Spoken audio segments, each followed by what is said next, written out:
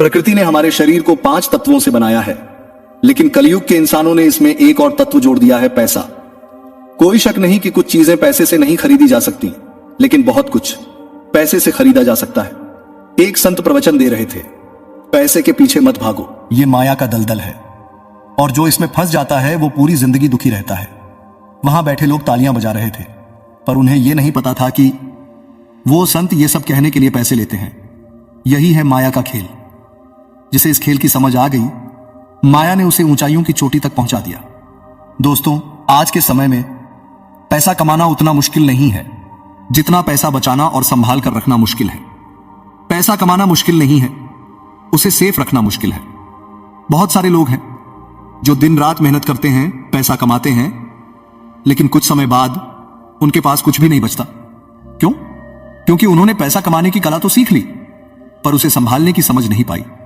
पैसा उनके पास आता है, फिर बिना बताए चला जाता है। एक कहावत है, अगर पैसे को इज्जत नहीं दी तो वो भी तुम्हें इज्जत नहीं देगा।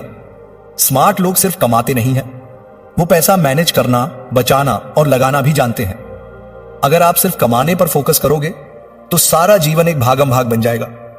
लेकिन अगर आपने पैसा समझदारी से चलाना सीख लिया तो वही पैसा एक दिन आपके लिए काम करेगा। कुछ लोग तो जैसे ही थोड़े से पैसे क्या मिल जाते हैं, उड़ने लगते हैं, लेकिन वो लोग ये नहीं जानते कि पैसे के अपने नियम होते हैं। आपने एक बात नोट की होगी, सरस्वती की तस्वीर हमेशा बैठी हुई होती है और लक्ष्मी की तस्वीर खड़ी हुई। क्यों? क्योंकि सरस्वती कहती हैं, मैं जल्दी नहीं आती, लेकिन अगर एक बार आ जाऊं तो फिर वापस नहीं जाती, क्योंकि ज्ञान इतनी आसानी से नहीं आता। और एक बार जो ज्ञान आ गया उसे कोई हमसे छीन नहीं सकता।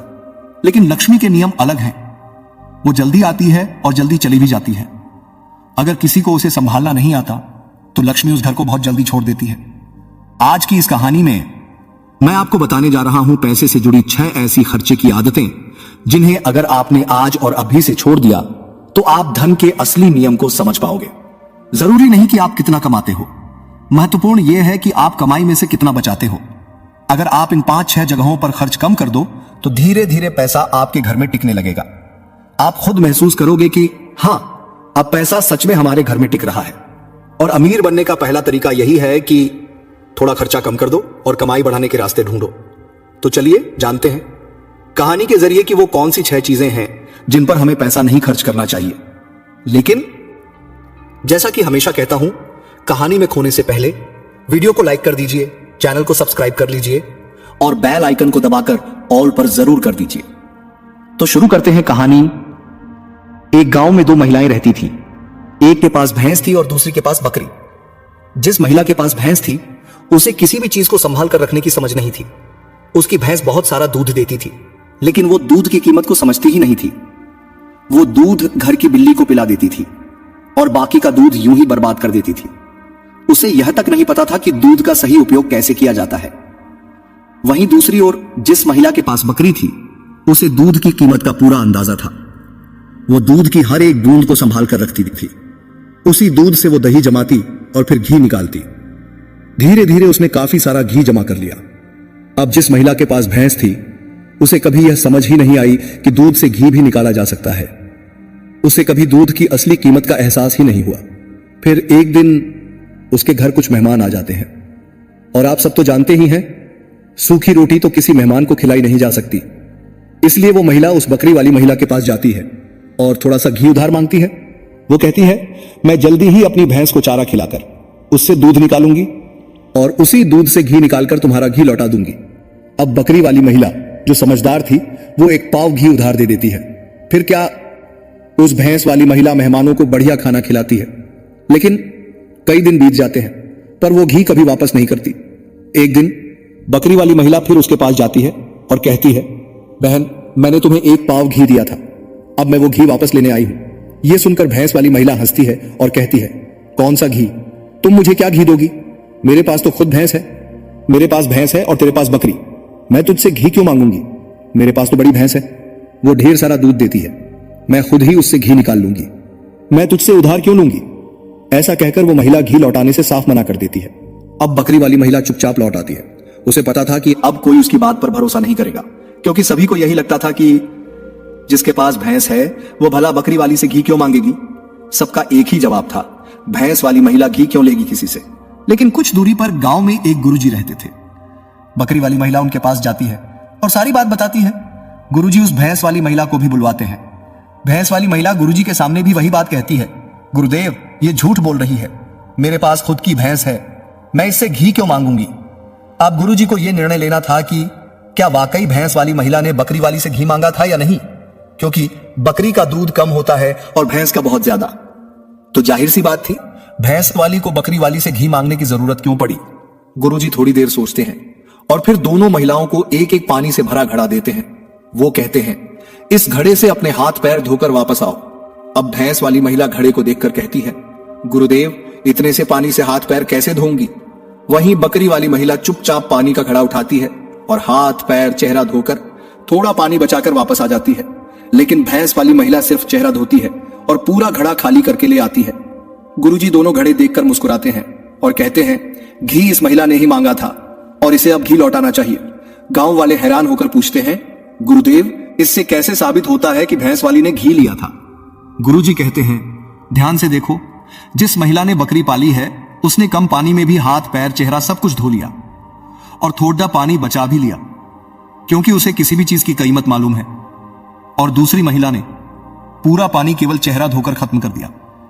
क्यों? क्योंकि उसे इस पानी की कोई कीमत नहीं मालूम। यही वजह है कि जिसके पास बकरी थी उसने दूध की कीमत समझी और उसी से दही मक्खन फिर घी बनाया, और जिसकी भैंस थी उसे दूध की अहमियत ही नहीं थी।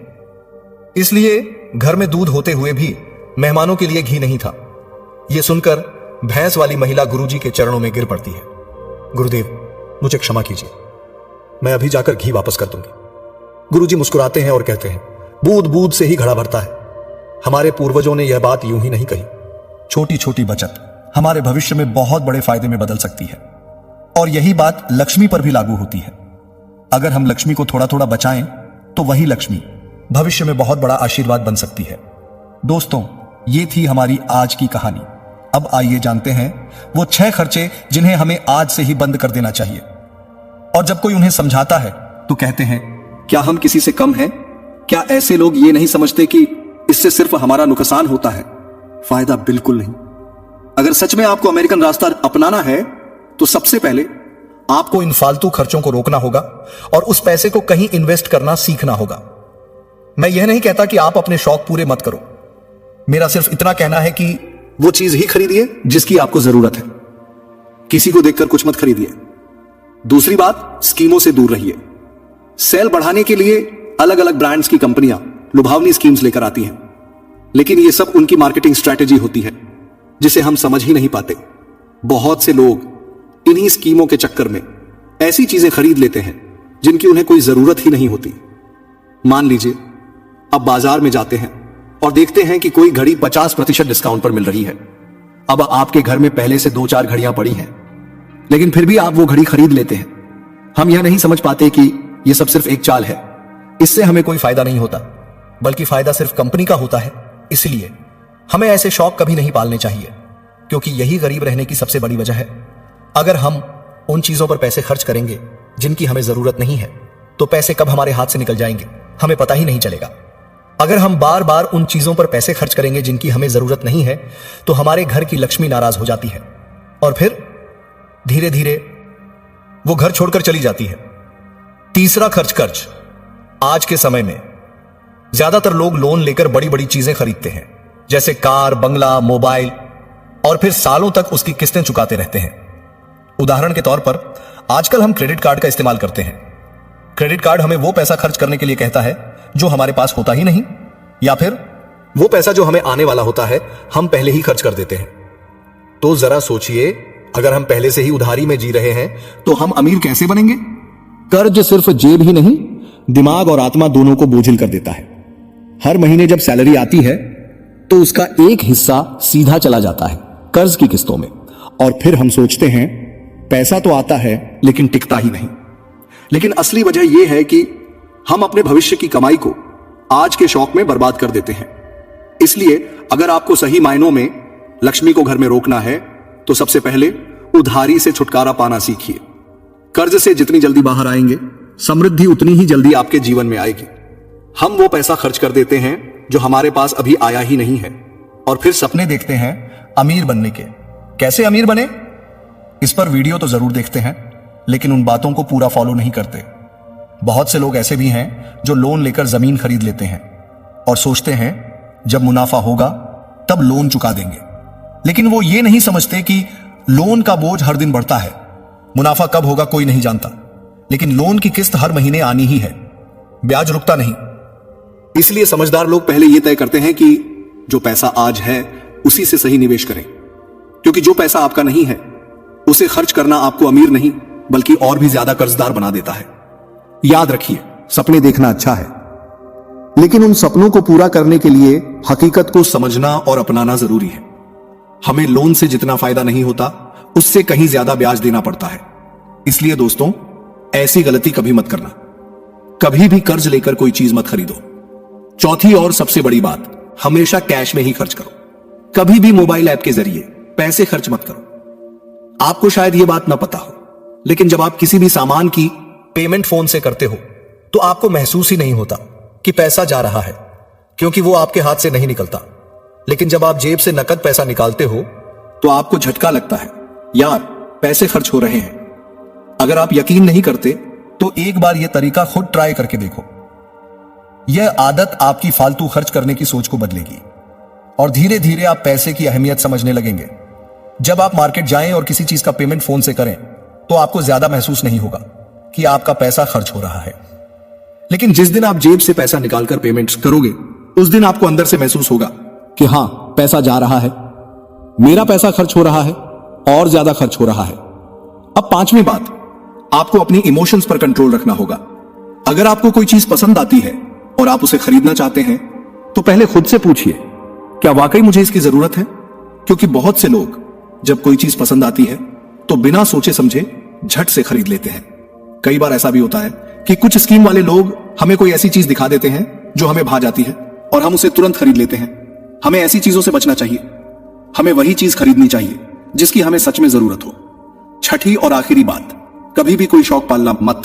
आपको शायद पता हो, दुनिया में महंगाई का सबसे बड़ा कारण इंसान के शौक है। आजकल एक 10,000 का फोन भी मिलता है और साथ में 2 लाख का फोन भी आता है। दोनों फोन का फर्क क्या है? सिर्फ शौक। कुछ लोग चाहते हैं कि उनके पास 1 लाख का फोन हो, कुछ लोग चाहते हैं 2 लाख का। हां, इससे एक व्यक्ति की दौलत का अंदाजा जरूर होता है, लेकिन यह सिर्फ शौक है। यही शौक महंगाई बढ़ाता है, क्योंकि कंपनियां जानती हैं लोग अपने शौक नहीं छोड़ेंगे और उनका मार्केटिंग चालाकी से चलता रहेगा। इसलिए दोस्तों, अपने शौकों पर कंट्रोल करो। जितने कम शौक रखोगे उतनी ही सादा और सच्ची जिंदगी जियोगे। जिंदगी सिर्फ शौक से नहीं चलती, जिंदगी चलती है मेहनत करने से और थोड़ा थोड़ा पैसा बचाने से, क्योंकि आज के समय में पैसा ही सब कुछ है। चाहे लोग कितनी भी बार कहें कि पैसा सब कुछ नहीं होता, लेकिन अगर आप ध्यान से उनकी जिंदगी देखो तो उनके लिए भी पैसा ही सब कुछ होता है। वो भी तो पैसे के लिए इधर उधर भाग रहे हैं और हमें कहते हैं पैसे के पीछे मत भागो। तो दोस्तों, इस वीडियो में हमने कोशिश की है कि आप कुछ फालतू खर्चों को पहचान सको और उन्हें कंट्रोल कर सको, ताकि आपके पास पैसा रहे और वही पैसा मुसीबत में आपके काम आ सके। और जब वही पैसा कठिन समय में हमारे काम आता है तो जो सुकून हमारे दिल को मिलता है वो सुकून वाकई में लाजवाब होता है। तो दोस्तों, आपको यह कहानी कैसी लगी हमें कमेंट में जरूर बताइए। अगर वीडियो पसंद आया हो तो वीडियो को लाइक करिए, चैनल को सब्सक्राइब करिए और बेल आइकन को दबाकर ऑल सिलेक्ट करिए। हम फिर मिलेंगे एक और शानदार कहानी के साथ। तब तक अपना ख्याल रखिए और हमें दीजिए इजाजत। जय हिंद, जय भारत।